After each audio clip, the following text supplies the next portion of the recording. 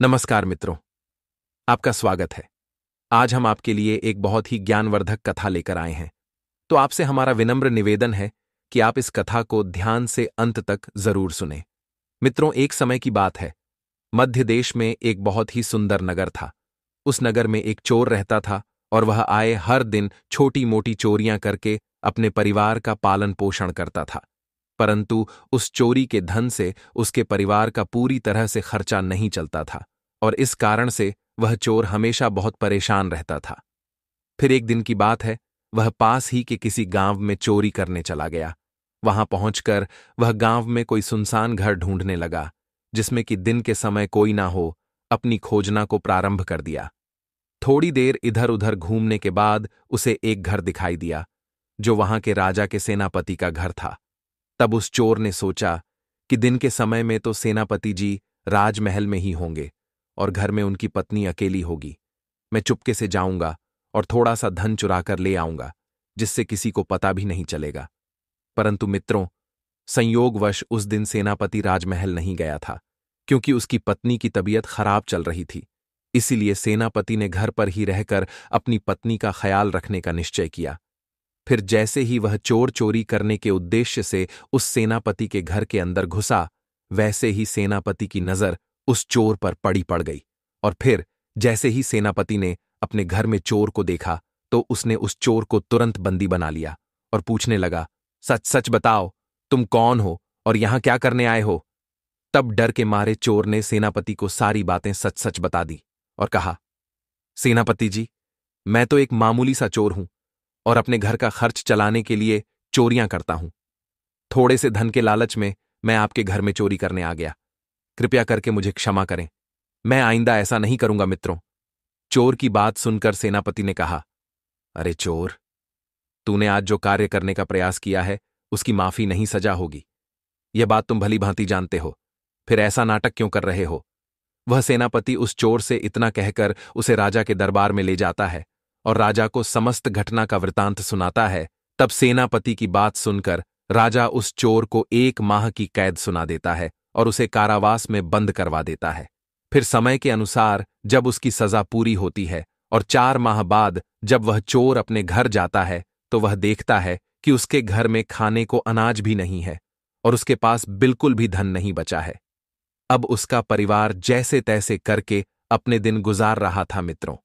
फिर एक दिन उसने सोचा कि पाप तो पाप होता है, चाहे छोटा हो या बड़ा। मैं चाहे छोटी चोरी करूं या बड़ी रहूंगा तो चोर ही, और पकड़े जाने पर दंड तो मुझे उतना ही मिलेगा जबकि मुझे समान ही दंड मिलने वाला है। तो क्यों ना मैं बड़ी चोरी करूं और खूब सारा धन इकट्ठा कर लूं। यदि मैं बच गया तो अपना जीवन तो अच्छे से व्यतीत कर सकूंगा। मित्रों, ऐसा निश्चय करके उसने उस नगर के राजा के ही खजाने को लूटने की योजना बनाई और वह रात होने पर राजमहल में घुस गया और किसी तरह से जहां राजा का खजाना था वह वहां पहुंच गया। वहां पहुंचकर उसने देखा कि खजाने पर कई सैनिक पहरा दे रहे हैं। इतना सख्त पहरा देखकर चोर को लगा कि इन पहरेदार की आंखों में धूल झोंकना बहुत कठिन काम है और वह तभी सोचने लगा कि यहां तो साक्षात काल पहरा दे रहा है। अगर मैंने चोरी करने की कोशिश की तो मैं जीवित नहीं बच पाऊंगा। यदि मेरा जीवन ही नहीं रहेगा तो मैं धन लूट कर भी क्या करूंगा। यह सोचकर वह चोर उल्टे पांव उस स्थान से लौट पड़ा। लेकिन लौटते समय उसने सोचा कि खाली हाथ लौटने से तो अच्छा है कि कुछ ना कुछ तो यहां से ले ही चलूं। मेरा यहां आना व्यर्थ नहीं होना चाहिए। यदि थोड़ा सा भी धन मिल जाएगा तो मेरे कुछ दिन का गुजारा तो आराम से हो जाएगा और उसके बाद मैं किसी अन्य स्थान पर चोरी करने का प्रयास करूंगा। वह ऐसा सोच ही रहा था कि चोर के दिमाग में और एक विचार आया कि राजा के शयन कक्ष में जाना चाहिए जहां राजा सोता है और शायद इस समय राजा अपने कपड़े उतार कर सो गया होगा। मैं राजा के राजवस्त्र चुरा कर ले आऊंगा और उन्हें पहनकर आसानी से धन चुरा कर यहां से निकल जाऊंगा। हो सकता है कि पहरेदार को लगेगा कि मैं ही राजा हूं, इसलिए वे मेरे रास्ते में नहीं आएंगे और मेरा काम आसान हो जाएगा। मित्रों, ऐसा निश्चय करके वह चोर राजा के शयन कक्ष के पास पहुंच गया और उसने धीरे से पर्दा हटाकर देखा तो अंदर का नजारा देखकर आश्चर्यचकित रह गया। उसने वहां देखा कि राजा अपने पलंग पर गहरी नींद में सो रहे हैं और उनकी रानी अर्धनग्न अवस्था में पलंग पर बैठी हुई है। रानी को जागता हुआ देखकर चोर के हाथ पैर फूल गए और वह सोचने लगा, यदि रानी ने मुझे यहां देख लिया और राजा से कह दिया तो राजा मुझे फिर से कारावास में बंद करवा देगा। ऐसा सोचकर वह एक तरफ दीवार से सटकर खड़ा हो गया और रानी के सो जाने का इंतजार करने लगा। फिर थोड़ी ही देर बाद फिर उसने पर्दा हटाकर देखा कि रानी सोई है या नहीं, क्योंकि रानी सो जाए तो राजा के वस्त्र चुराए जाएं। तब चोर ने देखा कि रानी अभी भी उसी तरह बैठी हुई थी। यह देखकर चोर घबराता हुआ वहां रखी हुई टेबल पर बैठने लगा। जैसे ही वह टेबल पर बैठा तो उस पर रखा हुआ पानी का मटका नीचे गिर गया। मटका के टूटने की आवाज को सुनकर राजा की नींद तो नहीं खुली, परंतु रानी ने वह आवाज सुन ली। अब रानी तलवार लेकर बाहर आ गई और तलवार चोर की गर्दन पर रख दी और बोली, ऐ कौन है तू और यहां किस लिए आया है? चल, अब सच सच बता, वरना तेरा सिर धड़ से अलग कर दूंगी। अब तो वह चोर डर के मारे पसीने से लटपट हो गया और हाथ जोड़कर गिड़गिड़ाता हुआ बोला, रानी साहिबा, मेरी जान बख्श दो। मैं एक गरीब चोर हूं और छोटी मोटी चोरी करके अपने परिवार का निर्वहन करता हूं। मैं यहां चोरी करने के उद्देश्य से ही यहां आया हूं। आप मुझे मार दोगी तो मेरे बच्चे अनाथ हो जाएंगे। मैं वचन देता हूं कि इस बार मुझे छोड़ दो। मैं कभी दोबारा राजमहल की तरफ मुड़कर नहीं देखूंगा। मेरे छोटे छोटे बच्चों पर रहम करो। तब उसकी ऐसी बातें सुनकर रानी को उस पर दया आई और उसने कहा, सुनो, मैं तुम्हें एक शर्त पर छोड़ सकती हूं। मैं इस समय काम से पीड़ित हूं। यदि तुम मेरे साथ समागम करोगे तो मैं तुम्हें यहां से जाने दूंगी, वरना एक ही झटके में तुम्हारा सिर काट दूंगी। रानी की यह अनोखी शर्त सुनकर चोर और भी ज्यादा घबरा गया और कहने लगा, रानी साहिबा, ये आप क्या कह रही हो? मैं तो एक मामूली सा चोर हूं और आप इतने बड़े राज्य की महारानी, मेरी क्या औकात है जो मैं आपके साथ ऐसा करूं? मेरे लिए तो यह सोचना भी बहुत बड़ा पाप है। तब रानी ने कहा, मैं कुछ नहीं सुनना चाहती हूं। अगर तुम्हें अपनी जान प्यारी है तो मैं जैसा कहती हूं वैसा ही करो, वरना मरने के लिए तैयार हो जाओ। रानी का ऐसा प्रस्ताव सुनकर चोर की जान हलक में अटक गई और वह सोचने लगा, आज तो मैं बहुत ही बड़ी मुसीबत में फंस गया हूं। यदि मैंने रानी की बात नहीं मानी तो भी मारा जाऊंगा और ना मानी तो भी मारा जाऊंगा। अब वह चोर बहुत बड़ी दुविधा में पड़ गया कि अब मैं क्या करूं, कैसे अपने स्वयं के प्राणों की रक्षा करूं। फिर समय के पश्चात अंत में उसने रानी के साथ समागम करने की बात को स्वीकार कर लिया और बोला, रानी साहिबा, आप मुझे कुछ ही क्षणों का समय दे दो। मुझे बहुत जोर से लघु शंका लगी है। पहले मुझे लघु शंका से निवृत्त होने दो, उसके बाद आप जैसा कहोगी मैं वैसा करने के लिए तैयार हूं। चोर की ऐसी बात सुनकर रानी ने तुरंत तलवार के इशारे से शौचालय को बता दिया और चोर उसकी तरफ चल पड़ा। रानी वहीं पर खड़ी होकर उसके लौटने की प्रतीक्षा करने लगी। चोर ने इस बीच रानी की नजर से बचकर वहां से भागने की कोशिश की, परंतु मित्रों, भागते भागते जब वह द्वार पर पहुंचा तो द्वार पर जो सैनिक था उसने उसे पकड़ लिया और उससे पूछताछ करने लगा। चोर पहले से ही डरा हुआ था। उसने सैनिक को सच सच बता दिया कि वह एक चोर है और राजमहल में चोरी करने आया था, लेकिन रानी ने उसे पकड़ लिया और छोड़ने के बदले एक शर्त रखी है कि वह उसके साथ समागम करे। इसलिए मैं लघु शंका का बहाना बनाकर वहां से भाग आया। इस तरह से चोर गिड़गिड़ाकर सैनिक से उसे छोड़ने का आग्रह करने लगा। तब सैनिक ने कहा, देख भाई, मैं तुझे एक शर्त पर जाने दे सकता हूं, और शर्त यह है कि तुम्हें पुनः रानी के पास लौटकर जाना होगा और रानी से कहना होगा कि मैं तुम्हारे साथ समागम करने के लिए तैयार हूं, किंतु उससे पहले तुम्हें अपने हाथ से राजा को मारना होगा। राजा अब उस सैनिक की यह शर्त और भी ज्यादा कठिन थी। तब चोर ने सोचा कि रानी की बात मान लेता तो वैसे प्राण बच भी सकते थे, परंतु अब नहीं बचेंगे। अगर रानी से यह बात कही तो रानी मेरा ही सिर काट देगी।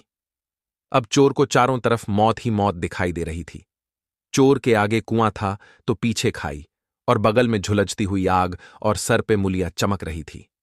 मित्रों, चोर मजबूर होकर वापस रानी के पास गया और बोला, रानी साहिबा, मैं आपके साथ संबंध तो बना लूंगा, लेकिन मुझे एक बात का डर है कि उस समय राजा साहब नींद से जागे तो ना आप बचेंगी और ना ही मैं, और राजा साहब हम दोनों को मार डालेंगे। इसलिए आपको एक काम करना होगा कि आप अपने हाथ से राजा का सिर काट दीजिए, फिर हम निडर हो जाएंगे। अगर आप इतना कर सके तो मुझे आपकी शर्त मंजूर है।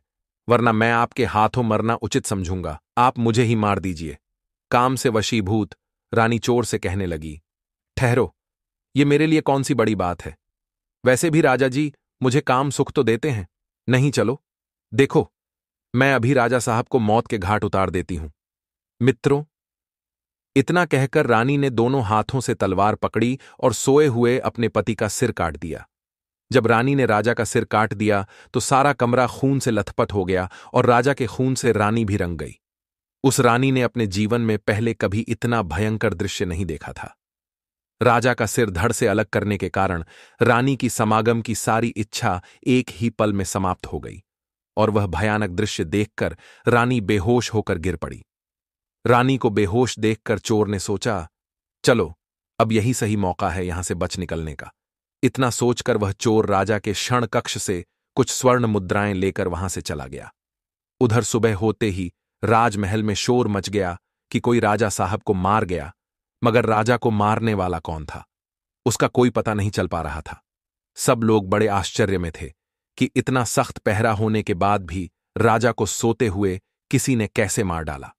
इधर रानी भी दहाड़ मार मार कर रो रही थी।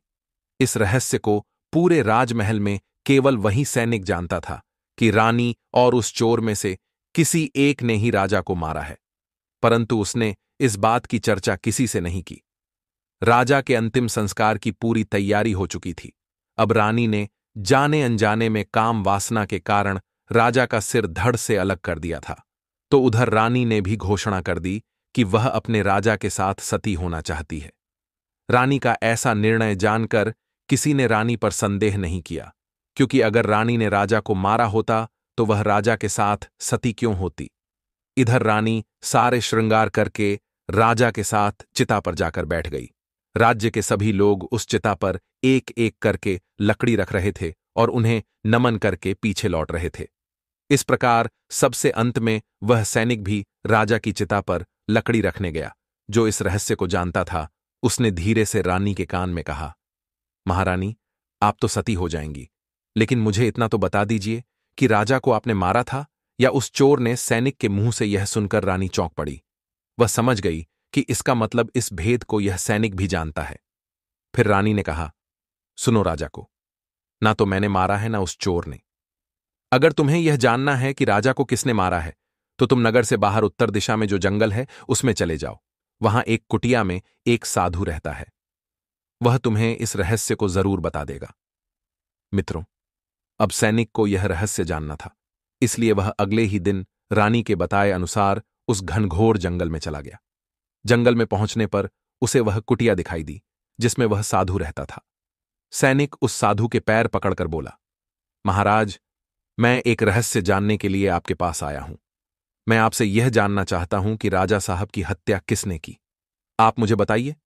तब साधु कहता है, बेटा, अगर तुझे यह अनोखा रहस्य जानना है तो तुझे एक काम करना होगा। मेरी कुटिया के बाहर एक बकरा बंधा हुआ है। तू अपनी तलवार से उसका सिर काट दे और सिर कटते ही बकरे का धड़ वहीं गिर जाएगा और उसका सिर हवा में उड़ने लगे। तब तुम उस बकरे के सिर के कान पकड़कर लटक जाना। वह बकरे का सिर तुझे जिस जगह पर ले जाएगा वहां पहुंचकर तुझे तेरे सवाल का जवाब मिल जाएगा कि राजा को किसने मारा है। मित्रों, उस साधु के कहे अनुसार अब सैनिक ने वैसा ही किया। कुटिया के बाहर जो बकरा बंधा हुआ था, सैनिक ने उस बकरे का सिर काट दिया।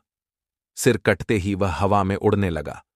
उसने झपटकर बकरे के दोनों कान पकड़ लिए और फिर वह सिर उड़ता हुआ उसे एक भयंकर वन के बीचों बीच ले गया। उस जगह पर एक गुफा बनी हुई थी।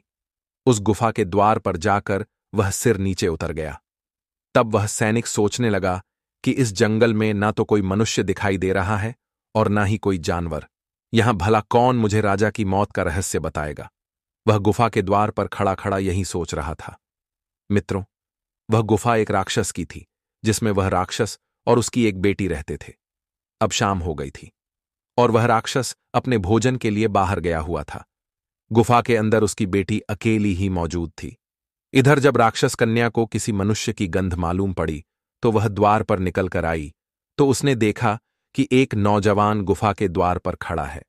तब राक्षस कन्या ने सोचा कि अगर मैंने इसे खा लिया तो मेरे एक समय की भूख मिट जाएगी और अगर मैंने इसे जिंदा रखा तो यह नौजवान मेरे बहुत काम आएगा। राक्षस कन्या ने तुरंत एक अत्यंत सुंदर लड़की का रूप बनाया और उसके सम्मुख पहुंच गई। इतनी सुंदर स्त्री उस सैनिक ने आज तक पहले कभी नहीं देखी थी। वह सैनिक उसे देखते ही उस पर मोहित हो गया। लड़की भी उसे अपनाने के लिए आई थी, इसलिए उसे अपनी गुफा में बुलाकर ले गई और फिर उसने उसके साथ खूब मस्ती की। जब राक्षस के आने का समय हुआ तो लड़की ने उसे मक्खी बनाकर दीवार पर चिपका दिया। जब राक्षस वापस आया तो उसे मनुष्य की महक आने लगी। उसने अपनी लड़की से पूछा, बेटी, मुझे किसी मनुष्य की गंध मालूम पड़ रही है। मुझे लगता है कि कोई मनुष्य हमारी गुफा में घुस आया है। तब बेटी बहाना बनाती हुई बोली, पिताजी, ये आप कैसी बात कर रहे हैं? हमारे होते हुए कौन मनुष्य यहां आने की हिम्मत करेगा? यदि कोई आने का प्रयास भी करेगा तो मैं तो उसे कच्चा चबा जाऊंगी। इस तरह उसने राक्षस को गुमराह कर दिया। राक्षस की तो रोज की वही दिनचर्या थी। शाम होते ही शिकार के लिए निकल जाता था और सुबह होने तक शिकार करके और उसे लेकर वापस अपनी गुफा में आ जाता था। अब वह राक्षस कन्या रोज उसे रात होने पर पुरुष बना देती थी और दिन में उसे मक्खी बनाकर दीवार पर चिपका देती थी। इस प्रकार सैनिक को राक्षस की गुफा में रहते रहते काफी दिन बीत चुके थे। अब धीरे धीरे उसे अपनी पत्नी और बच्चों की याद आने लगी, परंतु वह राक्षस के चंगुल से नहीं निकल पा रहा था। फिर कुछ दिन ऐसे ही बीतने के बाद एक दिन उसे मौका मिल गया और वह किसी तरह रात में वहां से भाग निकला। भागते भागते कई दिनों के बाद वह अपने नगर पहुंच गया। अपने घर पहुंचकर उसे बहुत खुशी हुई। अपने बच्चों से मिलकर वह बहुत प्रसन्न हुआ और सोचने लगा, अच्छा हुआ जो मैं वहां से चला आया, न जाने कब तक वह मुझे मक्खी बनाकर वहां रखती। मित्रों, फिर इसी तरह उस सैनिक को अपने घर पर रहते हुए काफी दिन बीत गए। फिर एक दिन उसे फिर उस लड़की की याद आई और दिन बदन धीरे धीरे उसे उस राक्षस बनी सुंदर लड़की की याद आना बढ़ गई। अब तो दिन रात वह उसके ख्यालों में खोया रहता, उसकी सुंदरता को याद कर उससे मिलने की इच्छा करता। अब तो उसे उसके बिना ना खाना अच्छा लगता, न पीना। हर समय यही सोचता था कि उससे किस तरह मिलन होगा। धीरे धीरे और समय बीता और वह सैनिक उस राक्षस कन्या से मिलने के लिए तड़पने लगा। उसने फिर से उसके पास जाने का निश्चय किया। उसने सोचा, पिछली बार तो मुझे उस साधु ने पहुंचा दिया था, लेकिन अब मैं वहां से भाग कर आया हूं, इसलिए मुझे रास्ते का भी ज्ञान नहीं है। क्यों ना मैं एक बार फिर उस साधु की सहायता ले लूं। मित्रों, ऐसा सोचकर वह फिर से उसी साधु की कुटिया पर पहुंच गया और हाथ जोड़कर बोला, हे महाराज जी, एक बार मुझे फिर से उसी स्थान पर भेज दो जहां पर मुझे पहले भेजा था। वह सैनिक राजा की हत्या का रहस्य भूल चुका था। अब तो राक्षस कन्या से मिलने की बेचैनी उसके अंदर बढ़ती जा रही थी। वह साधु समझ गया कि यह काम के वशीभूत है। उस साधु ने सैनिक से कहा, बेटा, पहले तो मेरे पास एक बकरा था जिसके कान पकड़कर तुम वहां चले जाते, परंतु अब तो वह भी नहीं है। अब मैं तुम्हें कैसे पहुंचाऊं? तब सैनिक ने कहा, हे मुनिवर जी, मैं जीवन भर आपका गुलाम रहूंगा। बस एक बार आप मुझे उस गुफा तक पहुंचा दो। तब साधु ने कहा, बेटा, मैं तुझे मिला तो दूंगा, पर इसके लिए तुझे अपने बेटे को मेरे पास लाना होगा। सैनिक बोला, ये कौन सी बड़ी बात है? बस आप मेरा इंतजार करना, मैं अभी उसे जाकर ले आता हूं। इतना कहकर सैनिक फटाफट अपने घर की ओर लौट गया और अपने बेटे को बुलाकर ले आया। तब साधु ने कहा, बेटा, जिस तरह तुमने बकरे का सिर काटा था, उसी तरह तुम अपने बेटे का सिर भी काट देना। फिर उसी तरह इसका सिर भी हवा में उड़ने लगेगा। फिर तुम इसका सिर पकड़ लेना और यह तुम्हें उसी स्थान पर पहुंचा देगा। मित्रों, काम का वशीभूत रहकर वह सैनिक अपने बेटे का सिर काटने के लिए तैयार हो गया। जैसे ही उसने तलवार लेकर बेटे का सिर काटना चाहा, तब उस साधु ने उसका हाथ पकड़ लिया और कहने लगा, ठहरो, ये तुम क्या कर रहे हो? यही तो तुम्हारे प्रश्न का जवाब है। तब सैनिक कहने लगा, हे महाराज, ये आप क्या कह रहे हो? ये कैसा जवाब है? मैं कुछ समझा नहीं। तब उस साधु ने सैनिक से कहा, बेटा, चाहे कितने भी सगे हों, इन लोगों पर कभी भरोसा मत करना। पहला राजा को न चोर ने मारा था और न रानी ने राजा को हवस ने मारा था। जिस तरह काम वासना में अंधे होकर तुम अपने बेटे को मारने के लिए तैयार हो गए, इसी हवस के वशीभूत होकर मनुष्य अंधा हो जाता है और गलत से गलत काम भी कर जाता है। हे बेटा, दूसरा है धन। एक मनुष्य धन के लालच में आकर कोई भी किसी को मार डालता है। और तीसरा, क्रोधी व्यक्ति क्रोध में अंधा होकर सब कुछ भूल जाता है और वह सब कर डालता है, जिससे जीवन भर उसे पछताना पड़ता है। क्रोध में उसकी बुद्धि विवेकहीन हो जाती है और वह अपना पराया कुछ नहीं देख पाता। इन तीनों से हमेशा बचकर रहना चाहिए, अन्यथा जीवन भर पछताना पड़ता है। तो मित्रों, इस प्रकार हवस, लालच और क्रोध, इन तीनों का प्रभाव इंसान के जीवन को पूरी तरह से बदल सकता है और वह सही गलत का अंतर नहीं समझ पाता। यही कारण है कि इन तीनों पर कभी भी भरोसा नहीं करना चाहिए। जब साधु ने सैनिक को यह ज्ञान दिया तो वह गहरे विचारों में डूब गया। उसने सोचा कि उसने अपने बेटे को मारने का विचार केवल अपने लालच और हवस की वजह से किया था। उसे अब यह एहसास हुआ कि उसने कितनी बड़ी गलती का रास्ता अपनाया था। अब वह अपनी गलती से सीखा और अपनी जिंदगी को बेहतर बनाने का प्रण लिया। और आगे उस सैनिक ने साधु का आभार व्यक्त किया और अपने घर की ओर लौट पड़ा। इस यात्रा के दौरान उसे यह समझ में आ गया कि यदि इंसान अपनी भावनाओं को काबू में रखे और सही निर्णय ले तो जीवन में बहुत सी समस्याओं से बचा जा सकता है। अब वह समझ गया था कि असली शांति सच्चाई और विवेक से आती है, न कि हवस, लालच या क्रोध से। उसने अपने घर लौटकर अपने परिवार के साथ एक नए जीवन की शुरुआत की और उसने अपने बेटे से वादा किया कि वह अब कभी अपनी भावनाओं पर काबू नहीं खोएगा और हमेशा सही रास्ते पर चलेगा। दोस्तों, इस कहानी से हमें यह सीखने को मिलता है कि हमें अपनी इच्छाओं और भावनाओं पर काबू रखना चाहिए। इन तीन चीजों, हवस, लालच और क्रोध से हमें हमेशा दूर रहना चाहिए, क्योंकि यह हमारे जीवन में सिर्फ दुख और परेशानी लाती है। अतः कभी भी किसी पर अंधविश्वास ना करें, खासकर जब वह हवस, लालच या क्रोध से प्रेरित हो। इनसे बचकर हम अपने जीवन में सच्ची खुशी और शांति पा सकते हैं। तो मित्रों, वीडियो पसंद आई तो वीडियो को लाइक करें और साथ ही हमारे चैनल को सब्सक्राइब जरूर करें।